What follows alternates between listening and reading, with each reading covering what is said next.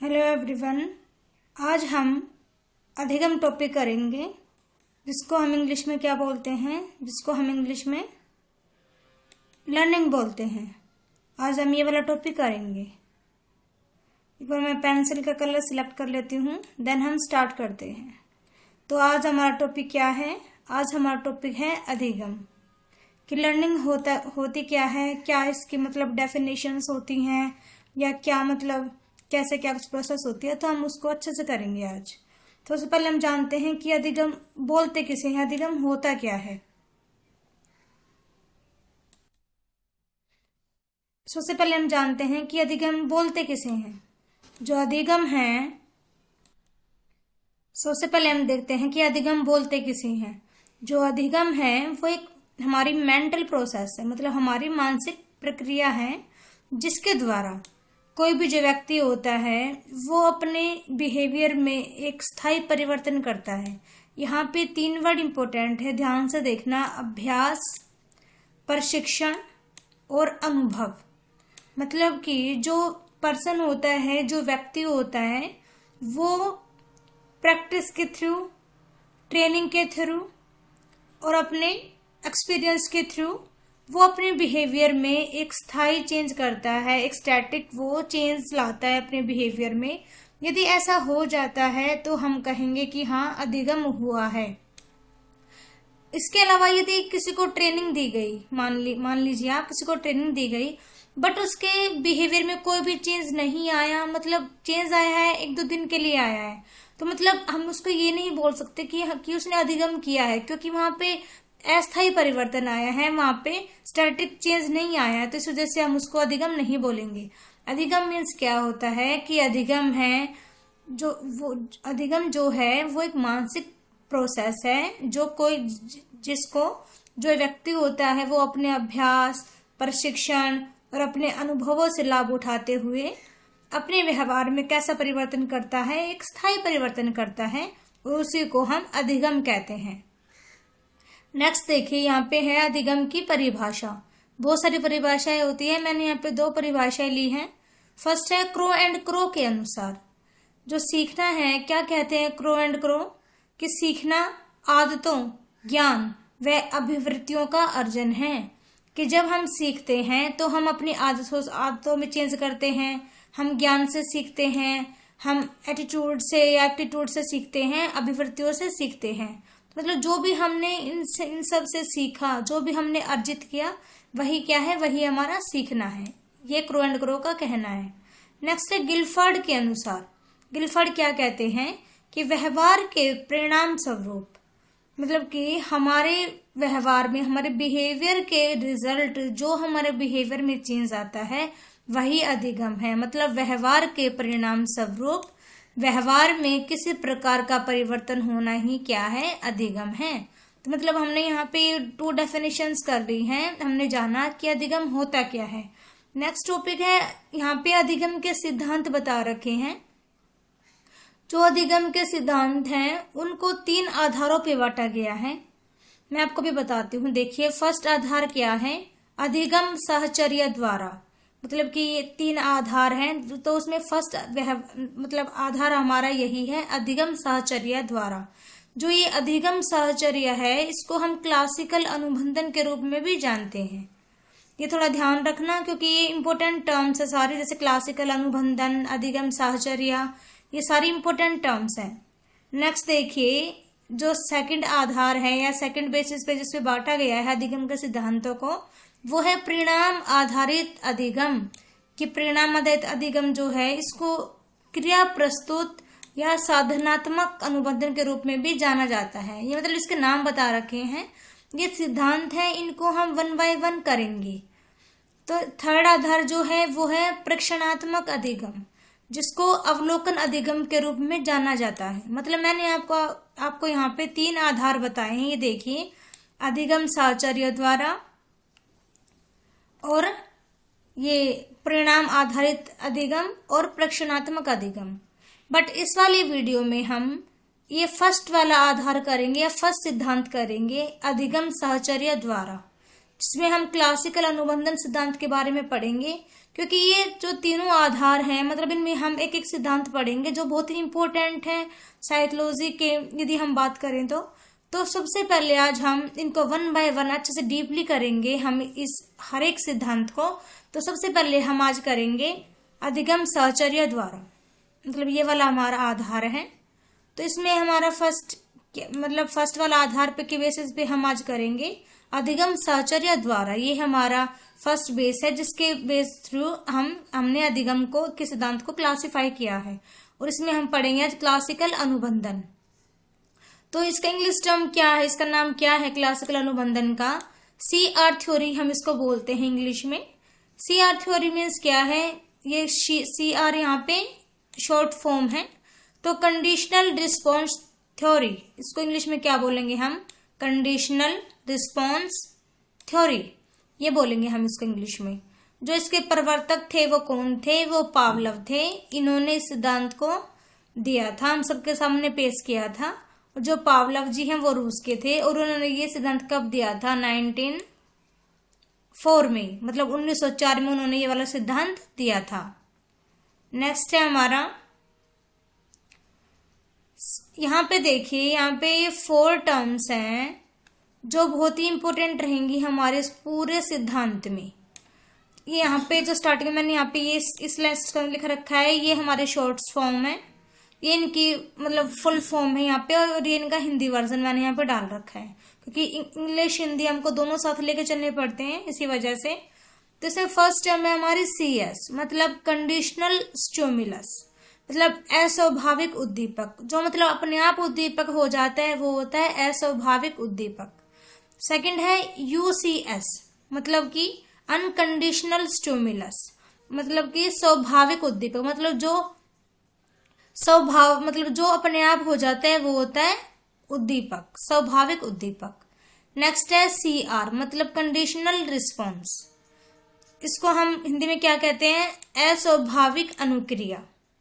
Next है UCR, unconditional response, मतलब स्वाभाविक अनुक्रिया। रिस्पॉन्स मतलब क्या है? यहाँ पे अनुक्रिया है। स्टिमुलस मतलब यहाँ पे क्या है? उद्दीपक है।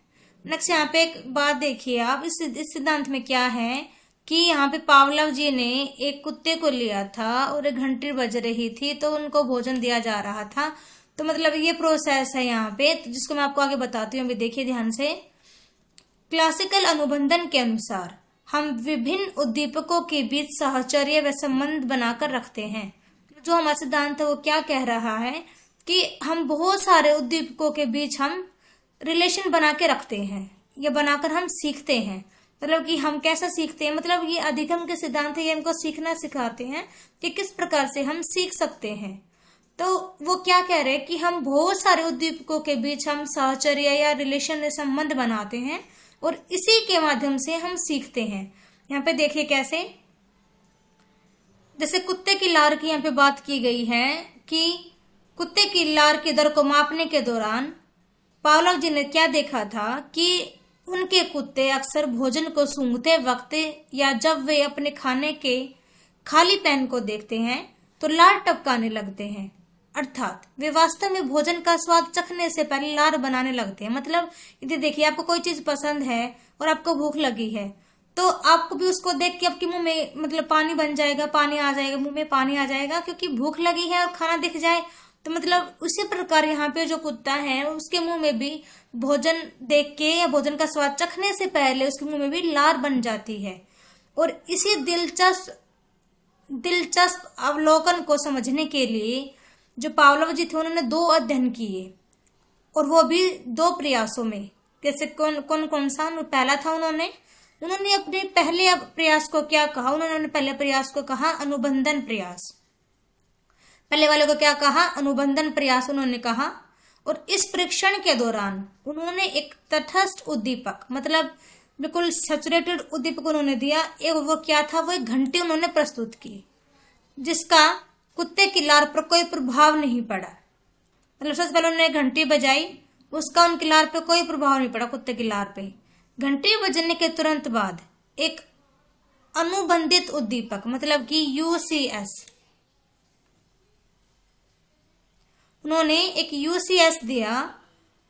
जो UCS क्या था? वो एक भोजन था, उन्होंने एक अनुबंधित उद्दीपक दिया, मतलब उन्होंने सोच समझ के एक उद्दीपक रखा वहां पे, भोजन को वहां पे प्रस्तुत किया था, जिसके कारण क्या हुआ कि कुत्ते की लार का बनना स्टार्ट हो गया। लार के रूप में भोजन अनुबंधित उद्दीपक मिलने के बाद कुत्ते ने जो प्रतिक्रिया दी उसे अनुबंधित अनुक्रिया कहा गया। मतलब जैसे कि लार के रूप में उसको भोजन मिलने के बाद, मतलब जब मुंह में तो लार बन गई थी भोजन को देख के, तो भोजन मिलने के बाद जो कुत्ते ने जो प्रतिक्रिया दी उसको उन्होंने क्या कहा, अनुबंधित अनुक्रिया कहा, UCR उन्होंने कहा इसको, क्योंकि यह पूर्व अधिगम पर निर्भर नहीं था, क्योंकि उसने पहले देखा था कि बिना भोजन के उसके मुंह में लार आ गई थी, बट यहाँ पे उसने भोजन मिलने के बाद उसके मुंह में उसने मतलब प्रतिक्रिया दी है, उसके मुंह में लार आई है। तो मतलब ये जो प्रोसेस था ये उसके पूर्व अधिगम पर निर्भर नहीं था, उसने नया सीखा है। भोजन के बाद घंटे बजने की यह क्रिया कई बार की गई। इस दोहरावदार युगम के बाद तटस्थ उद्दीपक यानी घंटी ने UCS यानी भोजन की विशेषताओं को हासिल कर लिया था। मतलब कि कुत्ते को इस बात पे यकीन हो गया था कि घंटी बजेगी तो भोजन आएगा। यहाँ पे देखिए आप, सबसे पहले उन्होंने अनकंडीशनल स्टिमुलस दिया, जो कि क्या था, जो फूड था। तो रिस्पॉन्स क्या रहा, रिस्पॉन्स भी हमारा अनकंडीशन रिस्पॉन्स ही रहा है यहाँ पे, क्योंकि कुत्ते ने यहाँ पे कोई भी यहाँ पे रिस्पॉन्स नहीं दिया था। नेक्स्ट देखिए न्यूट्रल स्टिमुलस, मतलब कोई भी यहाँ पे वो नहीं था, खाना नहीं था, बस ओनली बेल बजाई तो कोई रिस्पॉन्स नहीं आया।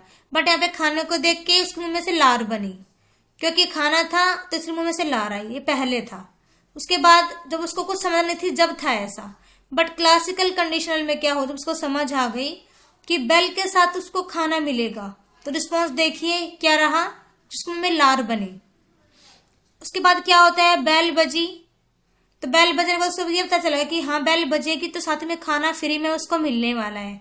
तो इसी वजह से बेल की घंटी के बजने के बाद ही मुंह में लार ऑटोमेटिक बन जाते, चाहे खाना आएगा नहीं आएगा, बट उसको ये यकीन हो गया था कि हाँ बेल बजेगी तो बेल के साथ उसको खाना फ्री में मिलेगा। तो इसी वजह से उसने यहाँ पे उसके मुंह में लार का टपकना एक स्वाभाविक क्रिया बन गई थी। तो ये हमारी इमेज है। आगे देखिए, इसके बारे में हम जान लेते हैं और ज्यादा अच्छे से। अंत में पावलव के कुत्ते ने अनुबंधित अनुक्रिया देना शुरू कर दिया, यानी वह केवल घंटे की आवाज के जवाब में लार गिरना शुरू कर दिया। मतलब घंटी बजेगी तो ही लार आएगी उसके मुंह में से। पावलव द्वारा प्रयोग में लाई जाने वाली तटस्थ उद्दीपक अर्थात घंटी को उन्होंने एक अनुबंधित उद्दीपक मतलब CS कहा, क्योंकि शुरू में घंटी में कुत्ते में लार पैदा करने की कोई विशेषता नहीं थी, लेकिन बाद में कुछ परिस्थितियों में इसने कुत्ते में लार पैदा करने की क्षमता हासिल कर दी। मतलब यहाँ पे कहने का क्या है कि जो इंसान सीखता है, मतलब जो व्यक्ति सीखता है, वो कैसे सीखता है, वो बहुत सारे उद्दीपकों के बीच वो रिलेशंस बनाता है, संबंध बनाकर उनसे सीखता है। जैसे कि यहाँ पे इस कुत्ते ने सीखा, मतलब यहाँ पे उसने सीखा कि हाँ खाने को देख के तो लार बननी स्वाभाविक थी, पर बेल को देख के तो उसके मुंह में लार नहीं बनेगी ना। बट यदि उसको पता चल जाए कि हाँ घंटे के साथ उसको खाना दिया जाएगा तो उसके मुंह में लार बनेगी। बट यदि घंटे उसके माइंड में ये बात सेट हो गई है यहाँ पे कि हाँ यदि घंटी बजेगी तो खाना मिलेगा, तो रिस्पॉन्स उसका क्या है, मुंह में लार बन गई खाने के लिए। बट अब उसके माइंड में ये बात सेट हो गई है ना कि हाँ बेल बजते ही खाना आएगा। बट यदि हम यहाँ पे खाली बेल बजा देते और हम खाना नहीं देते तो उसके माइंड में क्या सेट हो चुका है कि हाँ हमको खाना मिलेगा बेल बजने के बाद ही। मतलब उसने ये चीज सीख ली है, उसने ये चीज कैसे सीखी है, उसने बहुत सारे उद्दीपकों के बीच में उसने रिलेशन बना लिया है, इस वजह से उसको इस बात का पता चल गया है। तो नेक्स्ट देखिए, ये हमारा सिद्धांत था। जैसे यहाँ पे एग्जांपल दे रखे इस वाले सिद्धांत के यहाँ पे कुछ, जैसे कि फर्स्ट क्या है कि एक बालक को लाल गुलाब का कांटा चुभने पर चोट पहुंची, तो अब वह किसी भी लाल वस्तु से डरने लगा। मतलब किसी बच्चे को, मान लीजिए किसी बच्चे को कांटा चुभ गया वो लाल गुलाब के फूल से, तो अब वो किसी भी लाल वस्तु को छूने से वो डरने लग गया। मतलब उसने सीख लिया कि हाँ उसको इससे लाल वस्तु से कुछ हुआ था, तो इसी वजह से वो लाल रंग की वस्तु से डरने लग जाता है। सेकंड क्या है, पावलोव ने घंटे की आवाज के स्थान पर सीटी बजाई, जो कि घंटे की आवाज से मिलती जुलती है। तो इस पर कुत्ते ने वही क्रिया की जो वह घंटे की आवाज पर भी करता था। मतलब क्योंकि उसने सीख लिया है ना कि हाँ इस वाली आवाज से मेरे को खाना मिलेगा, तो मतलब वो क्रिया करेगा, वो प्रतिक्रिया करेगा, क्योंकि उसने सीख रखा है उद्दीपकों की सहायता से। तो ये इसके एग्जाम्पल्स हो गए दो इस वाले हमारे सिद्धांत के। इसका महत्व देखिए, इसका क्या महत्व है इस वाले सिद्धांत का, इसका शैक्षिक महत्व क्या है। फर्स्ट क्या है कि प्राणी तभी सीखता है जब वह सतर्क होता है, जब वो अवेयर होता है। यदि हम अवेयर ही नहीं है कोई चीज सीखने के लिए तो वी कांट लर्न एनीथिंग, हम कुछ नहीं सीख पाएंगे यदि हम अवेयर नहीं है तो। और हमें अवेयर होंगे तो हम बहुत जल्दी से कोई भी चीज हम ग्रास्प कर लेते हैं, कोई भी चीज हम जल्दी से सीख लेते हैं। सेकेंड है शिक्षण में सर्वदर्शय सामग्री का प्रयोग इसी सिद्धांत पर आधारित है। मतलब कि जो विजुअल मेथड्स होते हैं या जो हमको दिखाए जाते हैं, जो सर्वदर्शय जो मतलब मटेरियल्स होते हैं जो हम टीचिंग में यूज करते हैं, वो सारा हमारी टीचिंग में इसी वाले सिद्धांत के बेसिस पे लिया गया है। नेक्स्ट है यह सिद्धांत क्रिया की पुनरावृत्ति पर बल देता है। मतलब कि जो हमारी एक्टिविटी है हम उसको रिपीट करते हैं तो हमारा जो अधिगम होता है, जो हमारा सीखना होता है, वो बहुत ही अच्छे से हमको आ जाता है या हम अच्छे से उसको सीख लेते हैं। नेक्स्ट है भाषा को सीखने के लिए, सिखाने के लिए यह उपयोगी है। मतलब भाषा को सीखने के लिए और सिखाने के लिए, दोनों के लिए ही वाला सिद्धांत बहुत उपयोगी है, बहुत ज्यादा यूजफुल है। नेक्स्ट है आदत का निर्माण सिद्धांत पर आधारित है। मतलब कि हम यदि हमको किसी की हैबिट बनानी है, मतलब हमको जैसे कि मान लीजिए कि हमको रीडिंग की हैबिट बनानी है, राइटिंग की हैबिट बनानी है, मतलब ये वाला जो प्रिंसिपल है ये हमारी बहुत ज्यादा हेल्प करेगा। नेक्स्ट है इस सिद्धांत के अनुसार बालकों से कभी भी ऐसे शब्दों की पुनरावृत्ति ना करें जो आगे चलकर कुंठा में बदल जाएं। इसी प्रकार बालक में प्रेम व घृणा का विकास होता है। मतलब बच्चे में प्रेम और घृणा कैसे आएगी, यदि आप उसे अच्छा बोलोगे तो बच्चा आगे फ्यूचर में चल के आपसे भी अच्छा बोलेगा, उसमें प्रेम की भावना आएगी।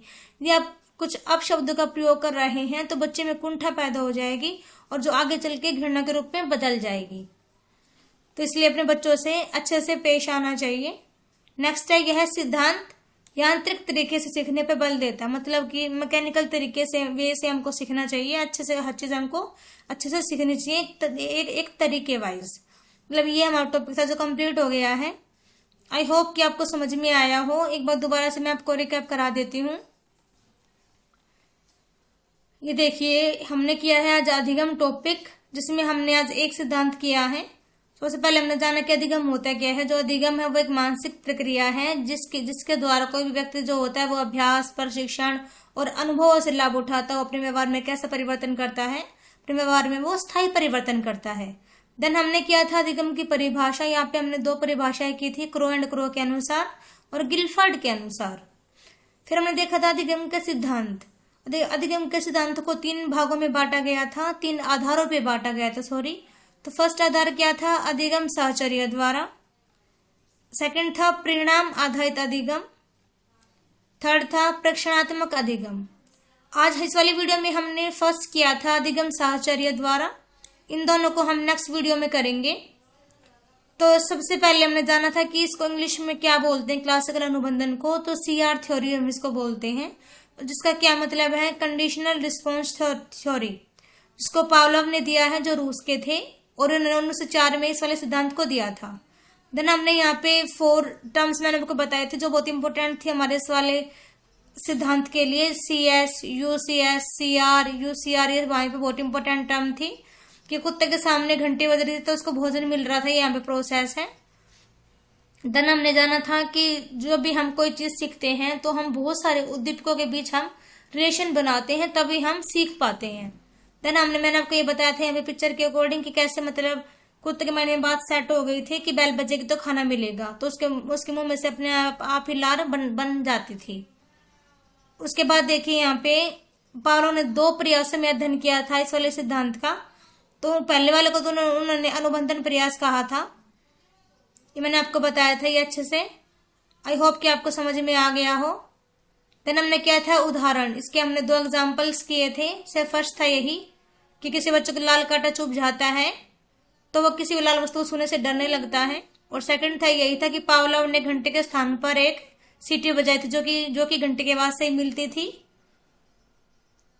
तो फिर वो इसी वाले कुत्ता सेम वहां पे क्रिया कर रहा था। जैसे कि उसने घंटे की आवाज पे की थी, वो सीटी की आवाज पे भी वैसी ही प्रतिक्रिया दे रहा था। नेक्स्ट है शिक्षण की महत्व क्या है इस वाले सिद्धांत का, कि प्राणी तभी सीखता है जब वो अवेयर होता है। और शिक्षण में जो भी सर्वोदय से शामगिर का उपयोग किया जाता है वो इसी सिद्धांत पर आधारित है। और ये वाला सिद्धांत है, ये क्रिया की पुनरावृत्ति पर भी बल देता है और सीखने और सिखाने के लिए उपयोगी है किसी भी लैंग्वेज को ये वाला सिद्धांत। और आदत का निर्माण सिद्धांत इसी पर आधारित है, मतलब कि यदि हमको हैबिट का निर्माण करना है या हमको आदत का निर्माण करना है तो वो भी हमारा इसी सिद्धांत के बेसिस पे होगा। और यही है कि ये वाला सिद्धांत हमको यांत्रिक तरीके से सीखना सिखाता है। आई होप कि आपको समझ में आया हो। मैंने बहुत कोशिश की है आप सबको इस तरीके से सिखाने के लिए और कंटेंट को भी पूरा कवर अप करने के लिए। यदि आपको समझ में आ रहा है तो प्लीज लाइक करें, शेयर करें एंड सब्सक्राइब करें और ज्यादा से ज्यादा शेयर करें ताकि औरों की भी हेल्प हो जाए। Thank you everyone.